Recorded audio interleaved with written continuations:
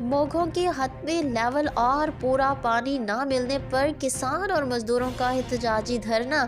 جویا news plus registered کے بہاول نگر سے نمائندے عمر بلال جویا کی رپورٹ کے مطابق مقامی کسان مزدور اتحاد کے سینکڑوں افراد نے ارسلان خان خاکوانی امیدوار NA 161، میاں ریاض جویا PP 239، سید مسعود اقبال شاہ PP 240 اور گڈز ٹرانسپورٹ بہاول نگر کے صدر محمد بلال جویا کی قیادت میں کسانوں اور مزدوروں کے حقوق کے لیے دھرنا دیا۔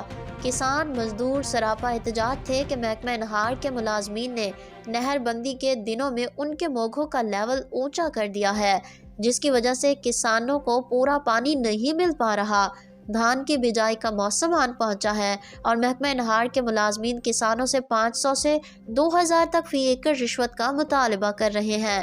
آج کے دھرنے میں کسانوں کی کثیر تعداد نے شرکت کی اور مطالبات انتظامیہ کے سامنے رکھے۔ دھرنا کامیاب رہا اور کسان مزدوروں کے تمام مطالبات مان لیے گئے، جس پر دھرنے کے شرکاء نے DC بہاول نگر، ایکسین محکمہ انہار DPO بہاول نگر نصیب اللہ خان، DSP پرویز جتوئی اور انتظامیہ کا شکریہ ادا کیا۔